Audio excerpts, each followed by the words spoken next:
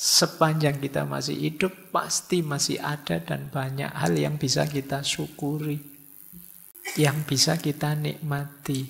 Ayo kita nikmati. Jangan mikir yang negatif terus.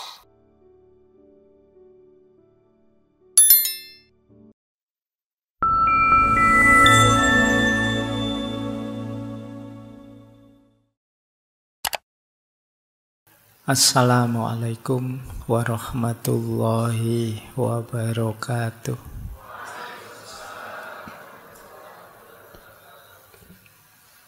Bismillahirrahmanirrahim. Alhamdulillahirabbil alamin. Wa bihi nasta'inu ala umurid dunya waddin.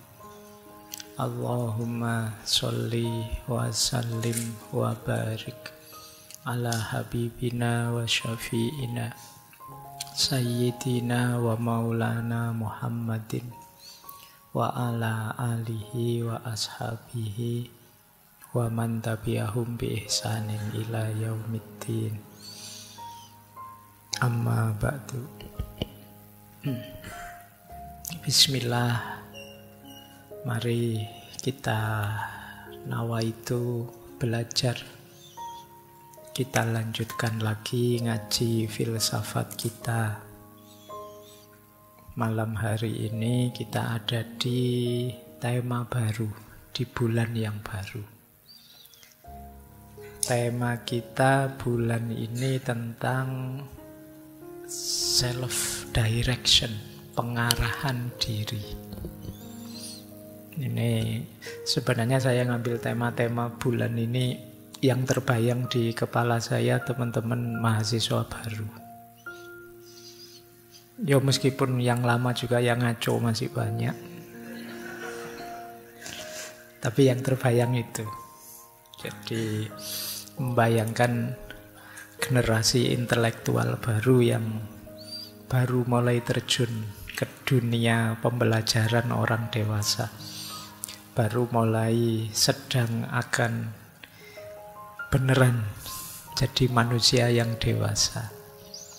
Makanya tema bulan ini temanya mengarahkan diri. Bagaimana kita bisa nyetir diri kita sendiri. Pengarahan diri itu kunci banyak hal. Ya kunci kesuksesan, ya kunci kebahagiaan.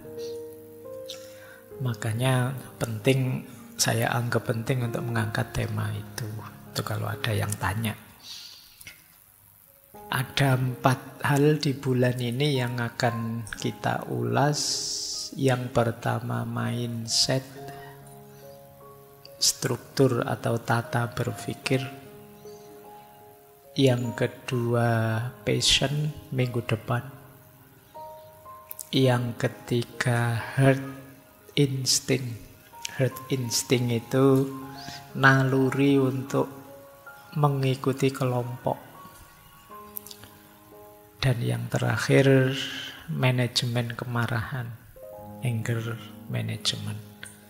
Ya masih banyak tema yang lain, tapi 4 ini dulu untuk bulan ini ya. Kita belajar latihan menaklukkan diri kita. Baik, bismillah, yuk kita mulai belajar. Ya nanti kita urut ya, kita awali dari definisi-definisi, kemudian filosofi-filosofi, baru nanti yang terakhir agak praktikal. Jadi yang agak teknisnya, gimana teknis menatanya. Tapi ya karena ini ngaji filsafat, ya tentu saja nanti ada filosofi-filosofinya. Gimana sih perspektifnya para filosof tentang yang kita kenal sebagai mindset ini. Ya, bismillah. Kalau ini definisi ya, mindset itu semacam profil intelektual, profil berpikir kita. Jadi mindset itu sikap, keyakinan, asumsi yang mendasari cara pandang kita terhadap dunia, dan diri kita. Ini namanya mindset. Setiap orang pasti punya mindset sendiri, punya struktur dan cara pandang sendiri. Jadi kalau ada orang bilang, ayolah berpikir yang rasional, ayolah berpikir yang kritis. Sebenarnya sebelum itu ada asumsi-asumsi, ada pola-pola dasar. Yang ini nanti menjadi profil kita dalam memahami dan memutuskan sesuatu. Sama-sama mikirnya, kesimpulannya bisa beda. Kenapa? Mindsetnya berbeda. Jadi jangan dikira orang yang beda dengan kalian itu kalian merasa, saya sudah berpikir kok Pak, berarti mereka yang tidak mikir. Tidak, mereka mungkin saja sama-sama berpikir. Hanya saja mindsetnya berbeda. Apa ada manusia yang tidak berpikir? Kita kan sering ngeritik orang yang berbeda dengan kita itu sebagai, oh bodoh banget, ndak mikir. Yo kayak saya ini mikir. Lu mereka juga mikir, cuma mungkin mindsetnya beda, cara pandangnya beda. Mungkin teman-teman ingat dulu kita pernah belajar seorang filosof Yunani namanya Heraklitos. Beliau punya kalimat menarik. Ethos anthropoi daimon. Ethos itu karakter, anthropoi manusia. Karakter manusia itu mengikuti daimonnya. Daimon ini semacam mindsetnya. Kemudian beliau mengilustrasikan kalau mindsetnya, sederhananya begitu ya kalimat selanjutnya. Kalau mindsetnya seperti lalat, ya sampah akan lebih menarik daripada emas. Jadi kalau cara berpikirmu seperti lalat, ya kamu lihat sampah lebih tergiur daripada lihat emas.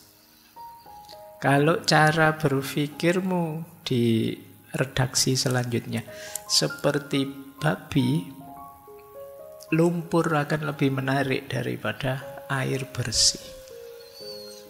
Jadi ini yang disebut mindset. Jadi kadang-kadang orang itu ya sama-sama mikir, cuma dengan mindset yang berbeda kesimpulannya bisa berbeda. Orang yang tipe lalat tadi kamu kasih sampah seneng, dikasih emas moh. Nah misalnya ada yang tipe anak kecil misalnya, dikasih uang banyak tidak mau. Maunya uang yang gambarnya menarik misalnya. Ini sama kayak kalian waktu besar ini, itu yang disebut mindset. Coba kalian tipe apa sih? Di tipemu itu nanti akan kelihatan caramu memahami hidup, caramu memahami dunia ini. Itu Heraklitos untuk memudahkan kita memahami apa itu mindset. Coba kalian cek ya, yang paling menarik dalam hidupmu apa? Ketika kalian melihat sesuatu, pertama-tama yang muncul di kepalamu apa? Itu biasanya berhubungan dengan mindset. Coba kalian cek, kalian seneng ngaji filsafat ini, coba apanya? Ramenya, materinya, saya yang membawakan, atau wah ini banyak lawan jenis yang ikut hadir juga, atau itu biasanya berhubungan dengan mindsetmu. Kalau urusan reasoningnya kalian bisa bikin belakangan, tapi mindsetmu yang duluan membunyikan. Kalau tadi fokusmu ke lawan jenis, begitu nyampe sini, wah perempuannya sedikit sekarang, bisa begitu kesimpulanmu. Yang kamu lihat itunya. Atau kalau mindsetmu rame dan tidak rame, begitu ke sini, kok sedikit sekarang, tidak terlalu rame, terus kamu tidak tertarik lagi. Itu mindset. Ya nanti argumen bisa kamu bikin di belakang. Baik, jadi semoga sudah tergambar ya yang dimaksud mindset itu apa. Jadi struktur pikiran kita. Mindset mempengaruhi cara kita memandang, cara kita menghadapi tantangan, membuat keputusan, bereaksi terhadap keberhasilan atau kegagalan. Kalau gagal seperti apa, kalau sukses seperti apa, itu ya tergantung mindsetnya. Ada orang yang gagal sedikit saja merasa hidupnya hancur. Ada orang yang gagal bolak-balik masih bisa bangkit lagi. Itu mindset. Jadi maka hidupmu sebenarnya banyak tergantung di mindset ini.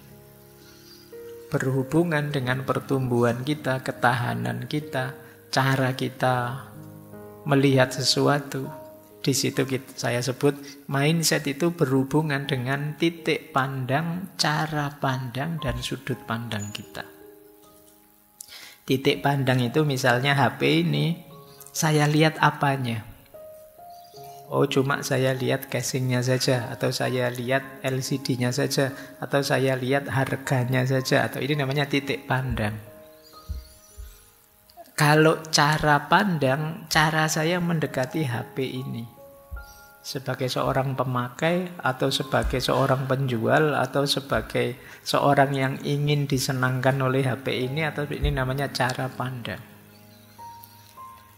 Kalau sudut pandang, dari sisi mana kamu melihatnya? Nah, sudut pandang itu misalnya, kalau dari sisi saya, laptop ini warnanya biru, tapi dari sisi kalian, laptop ini warnanya hitam. Itu namanya beda sudut pandang. Sama-sama lihat laptop ini sih. Dari ngaji yang banyak lihat laptopnya. Cuma yang dilihat dari sudut pandang kalian dia hitam. Dari sudut pandang saya dia biru. Kadang-kadang kita sering rame, gegeran hanya gara-gara ini. Beda sudut pandang. Jadi, saya lihat sendiri warnanya biru, hakul yakin biru. Terus yang sana bilang, loh saya juga lihat sendiri, hakul yakin hitam. Sama-sama hakul yakin melihat sendiri, ngalami sendiri, tapi bisa berbeda. Kenapa? Sudut pandangnya beda. Kadang-kadang diskusi yang rame sampai hampir tawuran itu mungkin beda sudut pandang, beda titik pandang, dan beda cara pandang saja. Jadi mindsetnya ternyata orang beda-beda. Nah itu pentingnya ya. Di antara nanti kita mengenali diri kita, coba kita cek kita itu orang yang cara mikirnya seperti apa. Cara menanggapi persoalan bagaimana? Cara menyikapi kalau saya senang atau saya sedih bagaimana? Ini kita nanti bisa tahu. Oh saya orang yang mindsetnya seperti ini. Kan di medsos itu kan bertaburan. Kadang-kadang kan orang nuduh orang, oh, kamu dikit-dikit agama. Ya mungkin dia mindsetnya beda dengan kita. Yang dikit-dikit uang misalnya. Sama-sama dikit-dikit. Kalimat dikit-dikit itu menunjukkan ada pola. Jadi ada struktur. Kita nuduh orang lain sebenarnya kita juga punya. Baik, kita lanjutkan. Nah, mindset inilah nanti yang membentuk dunia kita dan pengalaman kita. Indonesia ini penuh harapan, opo Indonesia ini sebentar lagi hancur, itu banyak tergantung mindset kita. Jadi perdebatan macam-macam di medsos itu biasanya tergantung mindsetnya masing-masing. Ini yang mungkin penting ya hari ini kita sadari bahwa oh ternyata memang orang itu bisa beda-beda. Baik, nanti kita lihat jenis-jenisnya mindset apa saja, pattern pola-polanya apa saja, cara membentuknya bagaimana di akhir-akhir ya. Kita lanjutkan. Ada beberapa quotes dulu untuk menegaskan di mana pentingnya struktur berpikir yang kita kenal sebagai mindset tadi. Saya awali dari quotes ini dulu pernah kita kutip. Kalau tidak salah ya saya lupa di sesi apa. Jadi what you think you become. What you feel you attract. What you imagine, you create. Dari Buddha. Apa yang engkau pikirkan, seperti itulah nanti engkau menjadi. Kalau kalian tiap hari mikirnya uang terus, ke situ kamu akan bergerak dan membentuk dirimu. Kalau tiap hari kamu mikir pacar terus, ya ke situ juga kamu membentuk dirimu. Akhirnya tiap hari dandan, tiap hari pamer, tiap hari selfie, di filter biar dipuji dan lain sebagainya. Karena fokusmu ke situ. What you think you become.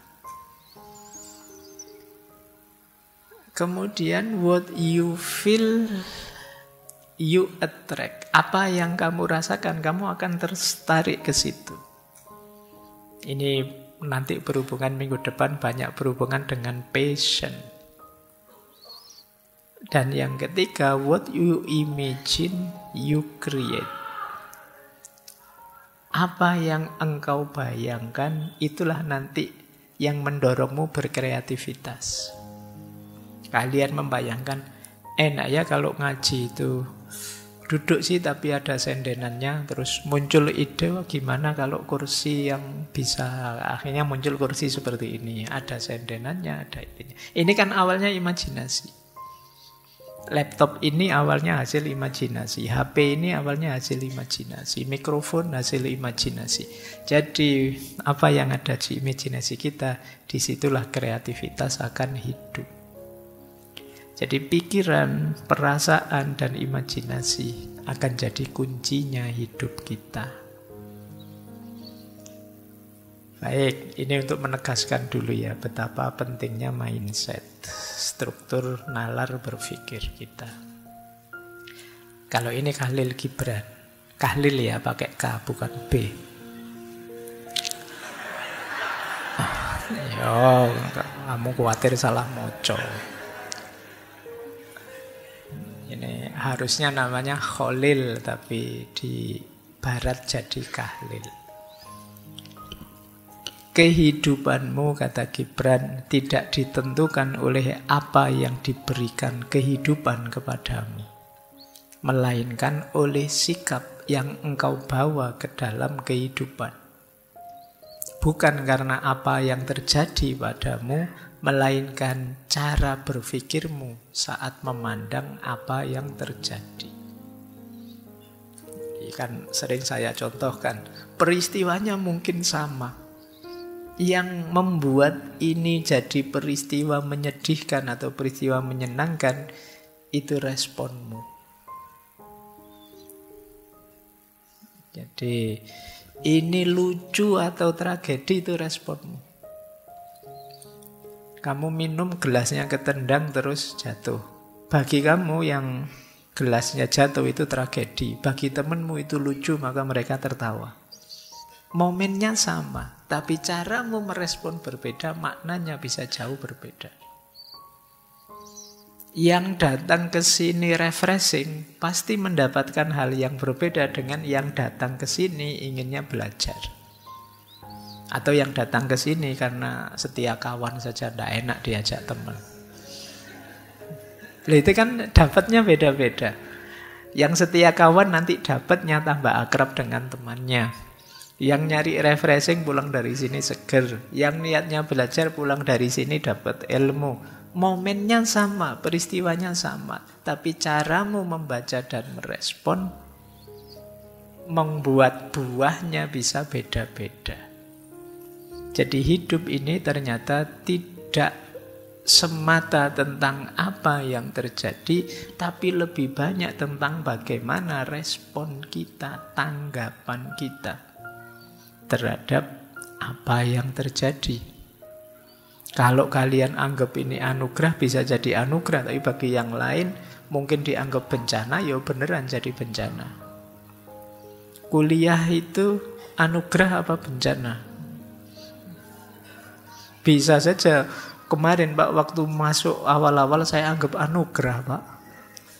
Tapi sekarang kuliah 2-3 minggu berat sekali Pak, jadi terus jadi bencana. Itu manusia. Jadi ternyata tanggapanmu terhadap hidup ini jadi kunci. Tidak melulu di peristiwanya.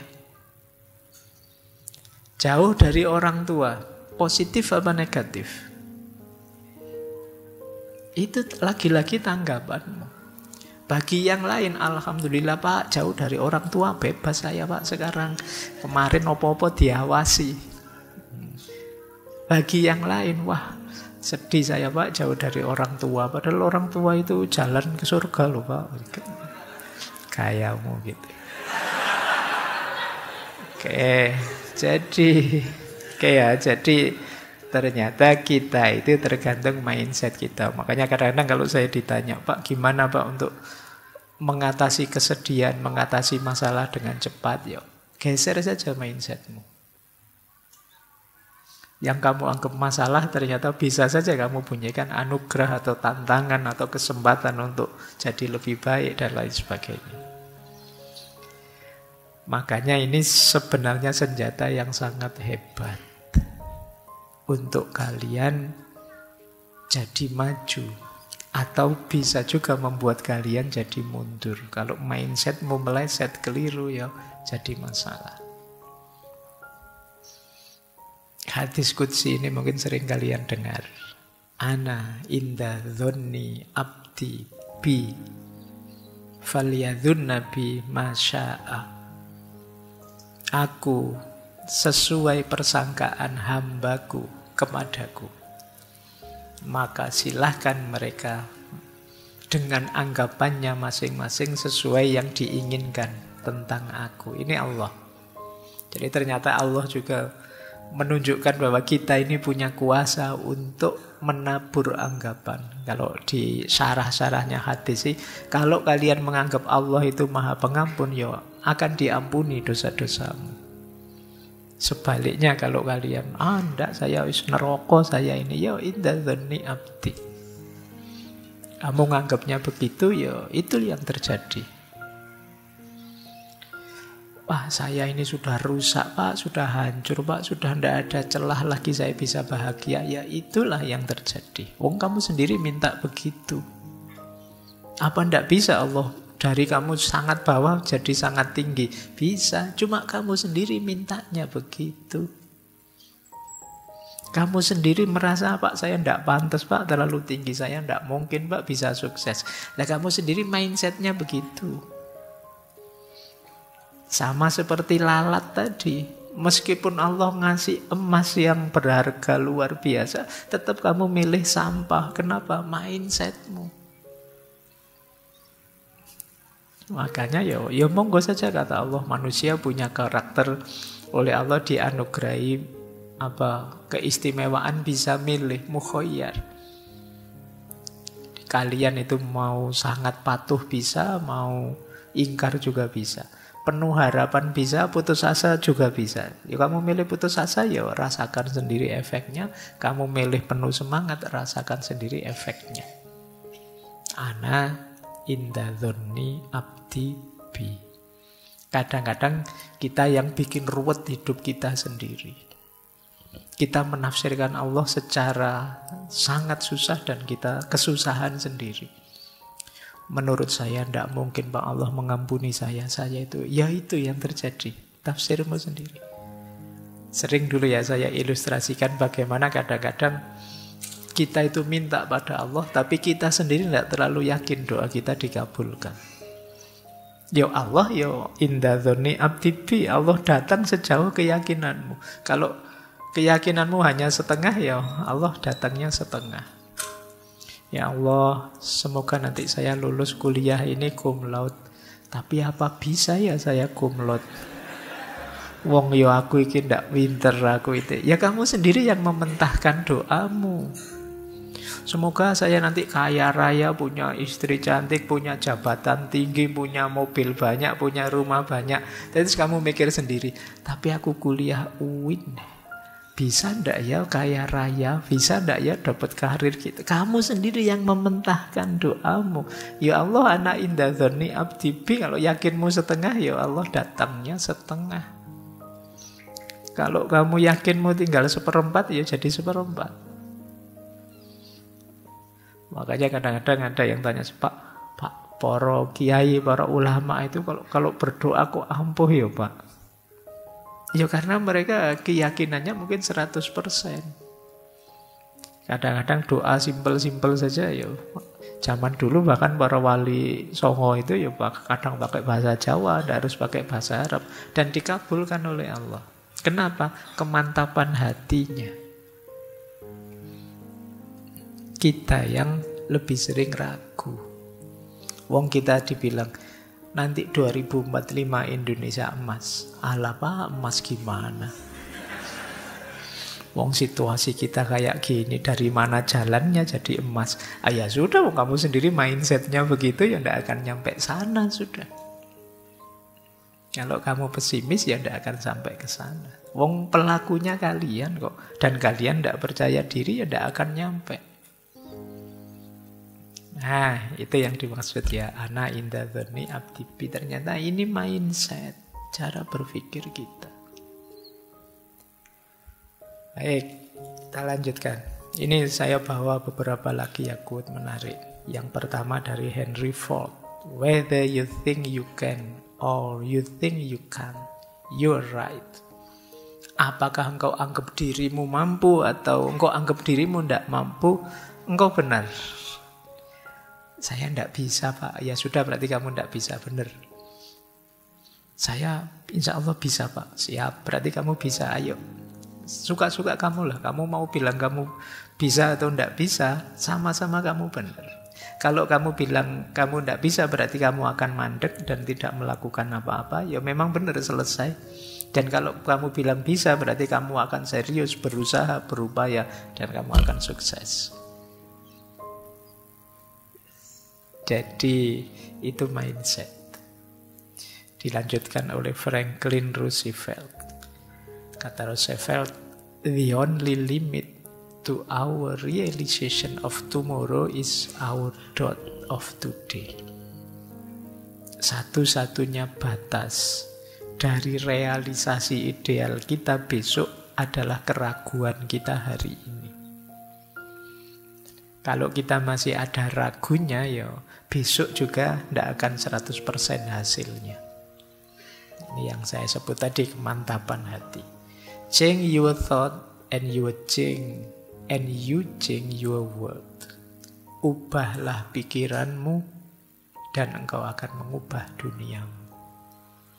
Jadi mulai sekarang ayo latihan ya, mengubah pikiran kita. Berpikir yang positif-positif, yang hebat-hebat, yang mantep-mantep. Kita pandang dunia secara optimis dan penuh harapan. Jangan mau didistraksi, dialihkan pikiranmu untuk serba stres, serba pesimis, serba tidak punya harapan. Karena semuanya tidak tergantung di luar dirimu, tapi tergantung di dalam dirimu. Kadang-kadang kan kamu kan tergoda untuk mengalir bersama kegelisahan-kegelisahan, stres yang dialami banyak orang. Nanti kita jelaskan itu di Herd Instinct. Tapi pertama-tama yuk kita bereskan diri kita. Baik, saya ingatkan dulu sebentar. Dulu pernah kita membahas the law of attraction. Ternyata tidak hanya kita yang secara positif menyesuaikan dengan sekeliling. Kalau di the law of attraction kan bahkan alam semesta pun akan mengikuti apa yang kita pikirkan. Itu kan rumus pokoknya the law of attraction itu. Apa yang engkau pikirkan, itulah yang engkau dapatkan. Pikiranmu menentukan bagaimana engkau hidup. Pikiran yang negatif menghasilkan hidup yang negatif, pikiran yang positif menghasilkan hidup yang positif. Jadi kalau engkau positif, hidupmu pasti positif. Kalau mindsetmu negatif, ya hidupmu negatif. Apa yang kau pikirkan itu yang kau dapatkan. Tak kasih contoh ya. Tadi kalian yang kesini niatnya nyari wawasan baru apa? Nyari pikiran-pikiran filosofis baru. Ya kalian akan, ini ada ide baru nih, ada gagasan baru nih. Itu yang kamu ambil. Meskipun di sana banyak yang cakep-cakep, yang itu tidak jadi pikiranmu. Tapi kalau kamu yang nyari yang cakep-cakep, sebagus apapun gagasan berseliweran di sekelilingmu akan kamu lewatkan. Kenapa? Kamu fokus nyari yang cakep, yaitu yang kamu dapat. Jadi apa yang kamu pikirkan, itu yang kamu dapatkan. Loh, yang lain kan juga ada. Ya, yang lain ada, tapi kan tidak jadi perhatianmu. Misalnya ya, kamu nyari HP-mu hilang, ketelesut di ruangan ini. Itu kan ada apa saja, selain HP kan tidak jadi perhatianmu. Yang jadi perhatianmu ya HP-nya saja. Ada kopinya temenmu, ada temenmu garuk-garuk, ada temenmu menguap, ada temenmu selonjor. Itu kan peduli amat. Kamu hanya nyari HP-mu. Jadi apa yang kamu pikirkan, yaitu yang kamu dapatkan. Itu sederhananya the law of attraction. Jadi kalau hidupmu kok rasanya berat, jangan-jangan kamu sendiri yang membuatnya berat. Kok rasanya susah, jangan-jangan kita sendiri yang bikin rumit, bikin ruwet. Seperti dulu kata-kata Konfusius itu, manusia adalah makhluk yang membuat segala yang sederhana jadi rumit. Sekedar nyari warung saja untuk makan itu bisa diskusi panjang. Di sini ya, Anda enak sambil jalan. Sini aja yuk, nanti dulu siapa tahu ada. Terus akhirnya ndak makan-makan. Terus kadang, wah tadi lebih enak, ya terlanjur sampai sini kok. Terus itu kadang kita bikin ruwet hal yang simple. Nah, ayo kita mulai latihan sekarang. Tadi seperti judul materi malam hari ini, mindset kita, ayo kita tata. Karena akan jadi kunci keberhasilan maupun kebahagiaan kita. Baik. Definisi-definisi sudah ya, teman-teman sudah ngerti maunya mindset itu apa sekarang. Kita belajar sebentar filosofi-filosofinya sebelum nanti teknik-tekniknya. Nah ini kalau sudah masuk filosofi sudah mulai ruwet. Sindiran nih Konfusius tadi. Tapi ya tidak apa-apa, ada menurut saya beberapa gagasan para filosof yang penting sehubungan dengan mindset atau cara pandang. Yang pertama dari Plato. Jadi ini Plato ini kita kenal sebagai filosof idealisme. Ya meskipun nama aslinya sebenarnya bukan Plato.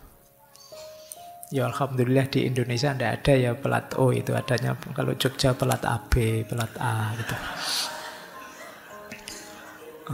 Iya. Nah, Plato punya pandangan bahwa manusia itu kunci hidupnya ya akal dan pengetahuan, tapi bukan akal yang operatif fungsional, istilah beliau namanya ide. Jadi manusia itu lahir membawa ide-ide bawaan. Jadi di kepala kita itu ada sangat banyak ide murni, ide bawaan sejak kita lahir. Jadi kalau saya memahami sesuatu di sekeliling saya, kalau versi Plato itu sebenarnya mengingat-ingat dan mencocokkan dengan ide yang sudah ada di kepala saya. Saya lihat kuda, langsung oh itu kuda, karena di kepala saya sudah ada ide tentang kuda. Nah ini pandangannya nanti melandasi aliran namanya idealisme. Jadi pikiran, ide itu jadi kunci hidup. Nah beliau punya satu cerita yang sifatnya alegoris, kiasan tentang kondisi manusia. Jadi beliau ada cerita alegori gua. Jadi gua bahasa Indonesia ya, bukan gua saya. Jadi satu ketika kata Plato kita bayangkan struktur pengetahuan manusia itu seperti, jadi satu ketika ada orang yang dihukum, dipenjara di gua, yang dia ini tidak bisa lihat ke depan gua, dia harus menghadap ke belakang. Jadi menghadap ke dinding gua. Dia diikat, bisanya hanya lihat gambar-gambar yang ada di dinding, pantulan cahaya dari luar gua. Jadi kalau ada misalnya ayam lewat di depan gua, dia hanya lihat gambarnya ayam lewat karena dia melihat dindingnya gua. Nah, karena dia tidak tahu aslinya ayam itu di belakang, dia hanya lihat gambarnya ayam di dinding, dia menganggap bahwa ya gambar itu sesuatu yang asli, yang sejati. Padahal kalau dia mau balik arah, dia akan tahu bahwa yang sejati ya ayam yang asli itu, bukan gambar ayam. Nah, nanti versi Plato, kita melihat apa saja di dunia ini ya tidak ada yang sejati. Yang sejati ya ide yang di kepala kita. Nah, ini sebenarnya mengawali pandangan ternyata hidup ini ya tergantung cara pandang kita. Ya kalau kita tidak noleh-noleh ke belakang, yang tidak sejati pun kita anggap sejati. Kalau kita tidak ganti-ganti mindset, keliru pun tetap kita anggap benar. Nah, ini pelajaran pertama dari Plato. Jadi ternyata cara pandang itu jadi kunci kita ketemu kebenaran yang sejati atau tidak. Kita tercerahkan atau tidak. Kita apa ngapain capek-capek noleh ke belakang. Wong yo sudah lihat ini saja sudah indah kok. Lihat gambarnya ayam saja sudah luar biasa kok. Ngapain harus yang asli? Gambarnya saja sudah bagus kok. Ini banyak yang begitu manusia. Tidak mau ganti mindset. Wong sudah jelas-jelas tidak asli, sudah jelas-jelas palsu, tapi masih ngeyel. Itu sajalah, tidak perlu nonton yang sejati. Itu pandangannya Plato. Kemudian dilanjutkan oleh Aristoteles. Aristoteles punya pandangan bahwa karakter kita, bagian dari mindset itu kan tumbuhnya nanti di karakter. Itu terbentuk karena pembiasaan. Jadi ini mungkin bisa digabung pandangannya Plato sama Aristoteles ini. Jadi versinya Aristoteles, ya kalau kita ingin ganti mindset bisa saja, kenapa tidak? Caranya apa? Dibiasakan. Pak, saya sudah terlanjur seperti lalat tadi ya Pak. Misalnya, loh ya kamu latihan, jangan jadi lalat terus. Kalau manusia bisa. Biasakanlah dirimu. Pak, saya itu jadi orang baik itu capek Pak. Misal. Enak kemarin-kemarin jadi agak nakal, agak itu. Loh, ya kalau kamu menyerah dengan dirimu, tidak mau ganti mindset, ya kamu akan seperti itu. Tapi kalau kamu mau membiasakan diri, lama-lama ya kamu akan nyaman. Ya orang Jawa kan punya peribahasa tresno kuwi jalaran saka kulino. Ditelateni wae suwe-suwe ya seneng.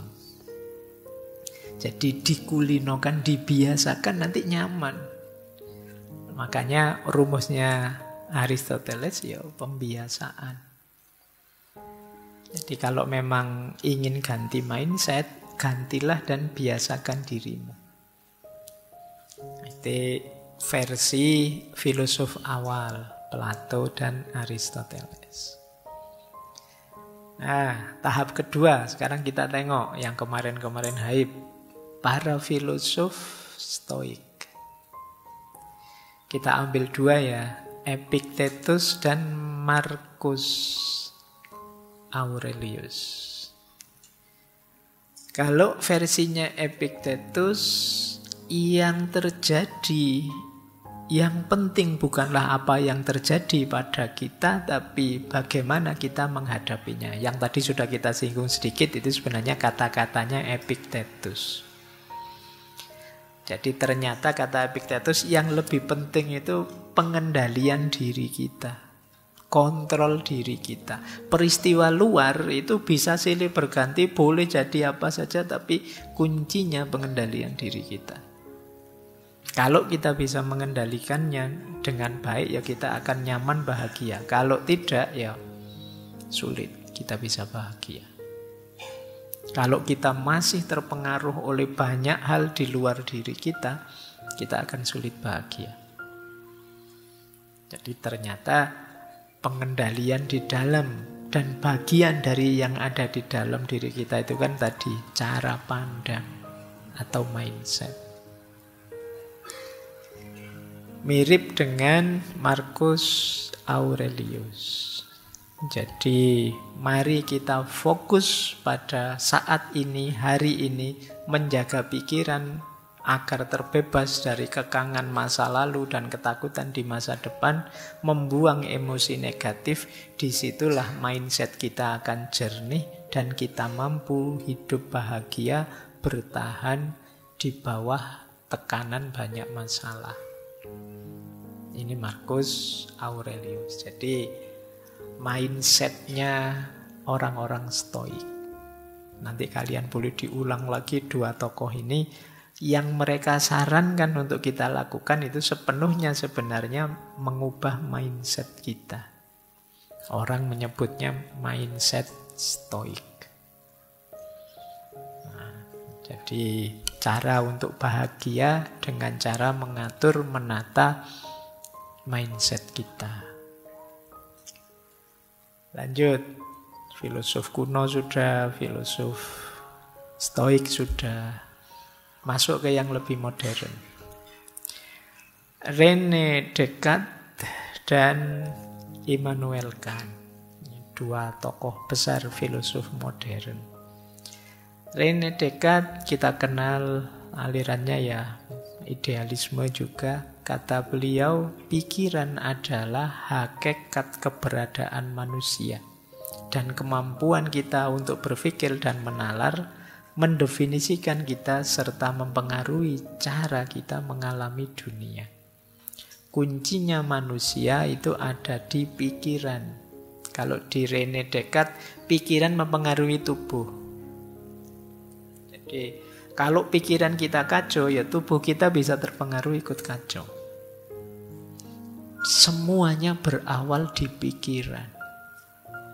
Kan ada yang sebaliknya, semuanya berawal di materi, di fisik. Kalau fisiknya sakit, ya pikirannya kacau, Pak. Tapi kalau dirinya kan tidak, lebih banyak pikiran yang mempengaruhi tubuh. Ada orang yang fisiknya sakit, tapi pikirannya longgar saja, nyaman saja, senang saja. Tapi biasanya kalau orang pikirannya kacau, pikiranmu tidak karu-karuan, stres, depresi, tubuhmu terpengaruh. Kamu jadi malas mau ngapa-ngapain.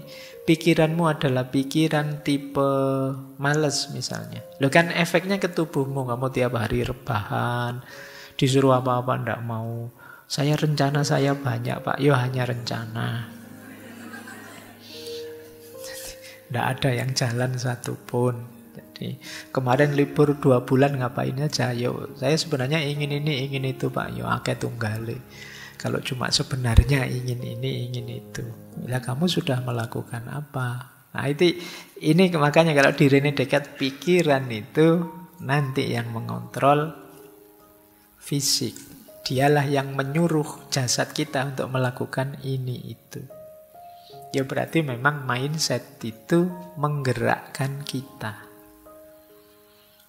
Ditegaskan lagi oleh Immanuel Kant, ya pengalaman kita dari luar itu nanti akan diserap oleh pikiran kita. Jadi tadi loh, kita ngalami ini, pikiran kita nanti yang membahasakan. Ini besar, ini kecil, ini enak, ini tidak enak. Ini kualitasnya, ini kuantitasnya. Itu kan pikiran semua yang mengkategorikan. Kalian duduk saja sejer, pikiran yang ngatur. Ini lurus, itu belok, itu pikiran yang membahasakan. Jadi pikiran akan menjadi penyaring pengalaman. Dialah yang membahasakan pengalaman. Maka kalau pikirannya ngaco, ya pengalaman sebaik apapun akan dikacaukan oleh pikiran. Jadi ya seperti sering saya contohkan, kalau pikirannya ngeres, mau lihat apa saja ngeres.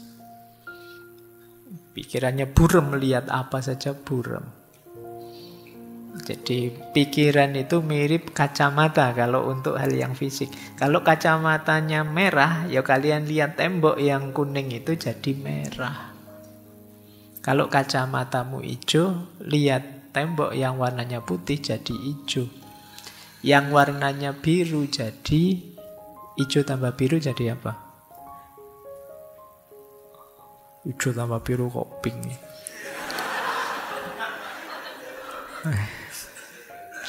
Iya, nah, itu jadi itu namanya yang pikiran kacau tadi ya, just tadi. Barang benar-benar jadi ruwet lagi. Nah, ternyata ya pikiran kan yang mengendalikan kita. Baik. Masih adakah yang saya bawa? Ada Nietzsche dan William James. Kalau di Nietzsche, mindset ideal adalah will to power. Will to power itu jadilah dirimu, kuasailah sendiri hidupmu, eksislah sebagaimana engkau inginkan. Nah, ini mindset eksistensial. Karena disitulah kalian akan puas. Kayak dulu di Maslow puncaknya aktualisasi diri itu ya ketika kita bisa jadi diri kita sendiri. Nah ini gaya Nietzsche. Jadi penting bagi kita untuk punya mindset eksistensial. Ini salah satu contoh ya para filosof. Semua filosof sebenarnya menawarkan mindsetnya sendiri-sendiri. Ini malam hari ini kita bawa beberapa contoh sebelum nanti kita membahas teknis-teknisnya. Kemudian William James, beliau nulis buku, kalau Nietzsche nulis Will to Power, kalau William James nulis The Will to Believe. Mindset kita itu banyak dibentuk oleh belief kita, kepercayaan-kepercayaan kita. Ada orang yang dijajah lama, tidak apa-apa. Kuat dia, tangguh. Kenapa? Dia punya belief bahwa dunia ini memang penjara bagi kita. Besok di akhirat kita menang. Dia jadi kuat. Jadi belief jadi sumbernya mindset. Tidak apa-apa kita kalah. Besok di akhirat kita balas, kita menang mesti. Nah, semoga ini tidak dipakai untuk sepak bola ya. Nanti untuk sepak bola kamu pakai mindset ini juga. Kalah tidak apa-apa. Atau pakai mindset kita harus wani ngalah. Karena orang ngalah itu mulia. Nanti pakai ini yo, tidak menang-menang sepak bola kita. Nah, ini contoh. Jadi bagaimana belief bisa jadi sumbernya mindset yang luar biasa. Yang bisa kita pelajari dari William James. Ada lagi. Terakhirlah ini ya, Sartre sama kamu. Kalau Sartre lebih menekankan bahwa kita itu makhluk merdeka. Pingin mindset apa saja bisa, itu istimewanya manusia. Tadi kita contohkan lalat lah, babi lah. Loh manusia bisa jadi semuanya. Kamu pingin jadi orang kurang ajar, setengah kurang ajar, seperempat kurang ajar bisa. Itu istimewanya manusia. Jadi manusia sepenuhnya punya kebebasan memilih, meskipun ada efek dia harus tanggung jawab. Kalau di versi Sartre ya kebebasan itu bukan nikmat, tapi kutukan. Karena bebas maka kita harus bertanggung jawab. Jadi versi Sartre, mindset itu suka-suka kita. Kita punya kuasa penuh untuk membentuknya. Kemudian kamu, dulu kita pernah membahas beliau di absurdisme. Kalau versinya Albert, kamu hidup ini absurd. Mudah sekali kita terhanyut dalam ritme hidup yang absurd tadi. Maka penting bagi kita untuk melakukan pemberontakan, pembangkangan, kata beliau. Jangan mau begitu saja ditelan oleh arus. Kita harus berani melawan. Dan untuk itu diperlukan mindset yang teguh, mindset ketekunan, keseriusan. Jadi pemberontakan dan ketekunan nanti jadi kunci perlawanan terhadap absurdisme.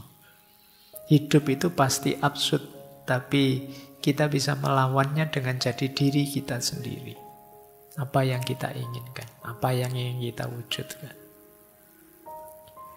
Baik, ini satu ilustrasi ya teman-teman bagaimana para filosof juga sibuk menawarkan mindsetnya masing-masing. Filosof itu kan alirannya macam-macam, masing-masing aliran menawarkan cara pandang tertentu terhadap hidup. Ya ini untuk mahasiswa filsafat harus kenal wacana-wacana semacam ini. Baik, filosof-filosof sudah ya, kalau dilanjutkan kamu puyeng. Sekarang kita masuk ke yang lebih praktis, teknis-teknis. Ini yang saya sebut menata mindset tadi. Saya awali dari kategori yang sering sekali disebut orang. Ada positive mindset, ada negative mindset. Apa positive mindset itu? Positive mindset itu satu sikap mental yang fokus pada kebaikan. Jadi dia selalu positif menghadapi situasi apapun. Selalu optimis dan yakin meskipun ada banyak masalah, kita mampu kok menyelesaikannya. Ini namanya positive mindset. Jadi cara pandang terhadap hidup yang serba positif. Yang dilihat positif, apapun itu ya dilihat sisi positifnya. Kemudian optimis, kemudian percaya diri bisa menyelesaikan apapun tantangan hidup. Ini orang yang punya positive mindset. Kalau kalian masih sering pesimis, masih sering galau, masih mencemaskan masa depan, itu kemungkinan mindset kita belum terlalu positif. Cirinya apa positive mindset itu saya bawa beberapa ya. Orang yang mindsetnya positif, yang pertama dia optimis. Jadi optimis itu kan sederhananya yakin bahwa besok akan lebih baik. Iya sih sekarang ada masalah, tapi pasti besok akan membaik masalah ini. Jadi optimis itu bukan berarti lari dari masalah, tapi yakin bahwa masalah ini akan terselesaikan. Wong manusia itu canggih. Coba ya kalian renungi hidupmu. Kalian pasti kan sering takut ini, takut itu. Mau kuliah takut, iso ndak yo aku nanti kuliah. Mau lanjut S2 bisa ndak ya saya S2, wong S1 aja pontang-panting. Dikejar-kejar misalnya. Sekarang kok S2. Itu kan akhirnya kamu masuk S2. Ternyata yo jalan. Ketakutanmu selama ini ternyata ndak terbukti. Ternyata yang sebelumnya itu ya ketakutan-ketakutan kosong. Ini kan namanya kamu ndak optimis sebelumnya. Padahal kalau kamu optimis, mungkin yang kalian rasakan sama, tapi kamu nyaman terus, enak terus sejak awal. Jadi ya optimis tidak jaminan kemudian semuanya beres, tapi dengan punya mindset yang optimis, hidupmu lebih gembira, lebih ceria. Kan ada orang itu yang pikirannya serba negatif, tidak bisa optimis. Temennya bergurau tertawa, jangan banyak tertawa, hatimu akan jadi keras. Kalau hatimu keras, maka kamu iya. Jadi hidup ini rasanya beban sekali, berat sekali. Seolah-olah Allah itu ngasih kita beban saja dalam hidup. Kita ndak boleh gembira, ndak boleh senang, ndak boleh tertawa-tawa. Jadi ini yang saya sebut mindsetnya pesimis. Perilaku-perilaku yang gampang menyeret kita dalam situasi putus asa kalau kita ndak optimis. Ini ciri pertama. Ciri kedua, resiliensinya tinggi.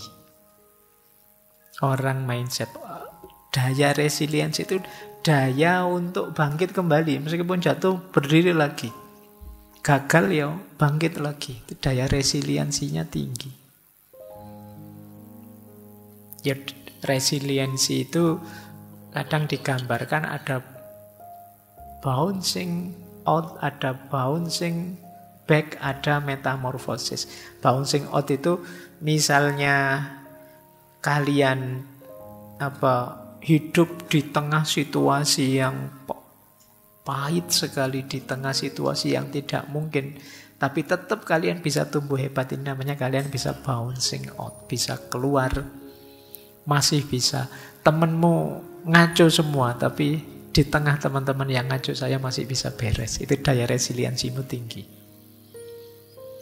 Jadi yang pertama ada bouncing back. Kalau bouncing back itu ya tadi, jatuh bangkit lagi, jatuh bangkit lagi. Semester lalu dapat nilai E, diulang dapat E lagi, diulang lagi dapat E. Enggak apa-apa. Dosenmu sampai capek tapi kamu bangga. Saya Pak, resiliensinya tinggi Pak. Saya hebat Pak, saya tangguh saya Pak. Nah, itu resiliensi, jatuh bangun lagi, jatuh bangun lagi. Yang ketiga metamorfosis. Metamorfosis itu setelah mengalami kepahitan sedemikian rupa, kita tampil kembali dalam bentuk yang lebih indah. Nah, ini resiliensi. Nah, orang berpikir positif itu daya resiliennya tinggi. Tidak gampang mati kalau main. Tidak gampang jatuh, tidak gampang kalah. Jadi mungkin yang lain hebat, tapi kita tangguh. Tangguh itu kadang-kadang kita jatuh juga, kadang-kadang kita terjungkal juga, kadang-kadang kita kalah juga. Tapi bukan alasan untuk kita berhenti. Lanjut, bangkit terus. Nah, ini yang disebut resilient. Kemudian bersyukur. Orang yang mindsetnya positif itu pasti banyak syukurnya. Karena dia melihat sekelilingnya banyak anugerah-anugerah. Banyak hal-hal yang positif. Kebalikannya nanti orang negatif mindset lebih melihat sisi negatifnya. Nah, orang yang lebih banyak melihat hal yang positifnya itu kan jatuhnya banyak bersyukur. Alhamdulillah. Jadi misalnya kalian melakukan ini itu, ada kurangnya ini, ada kurangnya itu, tapi kan pasti tidak 100% berkurang. Mesti ada bagian tertentu yang positif, bagian tertentu yang enak. Nah, itu yang dilihat sehingga membuat kita bersyukur. Saya pernah ngalami itu ya, zaman mahasiswa dulu. Naik bis, sama bisnya dioper-oper sampai 4 kali. Oh, itu kan jengkelnya luar biasa. Tapi orang sebelah saya dengan santainya dia bilang, enak ya Mas, bisa ngalami macam-macam bis.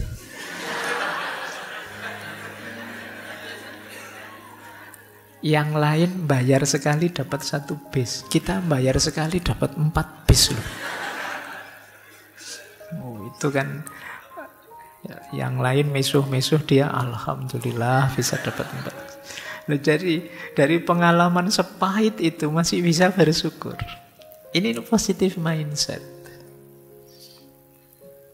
Jadi ya kan kalau dalam agama rumusnya siapa banyak bersyukur akan ditambah terus. Kita sering begitu, seperti saya bilang tadi ya. Kita sering lebih mengambil sudut pahitnya. Padahal bisa kok dimaknai positif. Peristiwa tadi misalnya kayak naik bis tadi, kan sesuatu yang kita tidak bisa mengelakkan itu. Ya terpaksa kita terima, wong kita inferior di hadapan kernet dan supirnya. Nah, mau tidak mau kan kita terima. Bedanya yang negatif mindset, dia dengan kegalauan dan kemarahan yang luar biasa.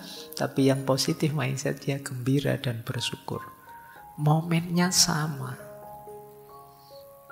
Itu bedanya orang positif dan negatif. Ayolah, kalau kalian bisa latihan seperti ini, kalian akan lebih bahagia. Ya memang ada masalah. Siapa sih yang orang hidupnya tidak ada masalah? Semuanya ada masalah. Kalian boleh tunjuk siapapun orangnya, manusianya, pasti ada masalah. Tapi ada orang yang membahasakan masalah itu sebagai kekalahan dirinya, ada yang membahasakan masalah itu sebagai tantangan untuk ditaklukkan. Makanya bahasakan itu sebagai tantangan. Kalau tantangan kan bukan berarti kamu kalah, wong ini masih belum, masih harus saya jawab, saya selesaikan. Tapi kalau kamu maknai sebagai kekalahan, ya kamu selesai. Kamu mandek. Baik, setelah rasa syukur ada percaya diri. Yo, ini gandengannya optimis pasti. Orang optimis ya jatuhnya percaya diri. Orang yang percaya diri lebih mantep. Apa saja yang dilakukan dia mantep dibandingkan orang yang masih ragu-ragu. Apalagi orang minder, tidak percaya dirinya sama sekali. Kadang-kadang kita terbawa oleh, kan kita sering di Indonesia itu, jangan sombong loh ya, jangan itu ya, terus kita merendahkan diri. Tapi kadang-kadang secara tidak sadar kebablasan. Sehingga jatuhnya kita terus jadi minder, tidak percaya diri. Akhirnya banyak momen yang harusnya bermanfaat jadi tidak jalan. Karena kita tidak percaya diri. Jangankan yang besar-besar, kadang-kadang kalian disuruh jadi imam saja kan tidak pede. Wong Jawa imam sholat zuhur aja kadang kan silahkan, yang lain ayo monggo, halo monggo. Alah wong tinggal imam saja loh, wong sholat zuhur tidak ada suaranya, tapi ya masih adu jempol sampai lama itu bisa. Ya kan, ya tinggal salah satu ngalah ke depan kan selesai, tapi ya bisa tunggu-tungguan lama itu. Nah, ini salah satu ilustrasi. Mungkin kalian juga sering begitu ya. Disuruh sambutan, mewakili, wah tidak berani lah yang lain saja. Disuruh apa saja tidak berani yang lain saja. Ya kalau kamu setengah percaya diri atau kamu minder atau apa, ya tidak maksimal. Seandainya terpaksa kamu harus tampil, kan akhirnya jadi setengah jalan. Karena kamu ragu-ragu, grogi. Mungkin kalian sering alami ya, grogi terus jadi tidak fokus. Harusnya yang dilakukan itu kamu sudah bisa, sudah hafal, tapi karena grogimu terus jatuhnya jadi setengah jalan. Karena sejak awal kamu tidak percaya diri, mindsetmu agak negatif. Saya teringat dulu zaman KKN, kemarin baru ada anak KKN. Zaman saya KKN itu ada teman yang disuruh adzan sama masyarakat. Yo, saya yakin dia hafal adzan sih, tapi dia tidak percaya diri bahwa dia bisa adzan. Groginya luar biasa. Mungkin kalian pernah ngalami ya. Sampai akhirnya begitu terpaksa, wong yang lain tidak ada, tinggal dia, ya terpaksa dia adzan. Saking groginya, harusnya yang dia keraskan Allahu Akbar, tapi sejak bismillah dia sudah keras. Jadi harusnya Allahu Akbar, dia bismillah gitu. Jadi saking groginya. Jadi pikirannya sudah kemana-mana, itu kan fokusnya pasti. Itu tadi, dia kurang percaya diri. Karena dalam bayangannya, nanti kalau keliru gimana? Nanti kalau tidak enak gimana? Nanti kalau tidak cocok dengan maunya masyarakat gimana? Itu kan yang menghantuimu. Sampai hal sepele yang harusnya kalian lancar saja, biasa saja, terus jadi grogi, terus jadi tidak maksimal. Nah ini jadi pelajaran hidup kita ya kadang-kadang karena itu sih. Dalam banyak hal kita memang harus bersikap percaya diri saja lah, bisa kok. Itu akan lebih membantu. Lanjut. Fokus pada solusi bukan masalah.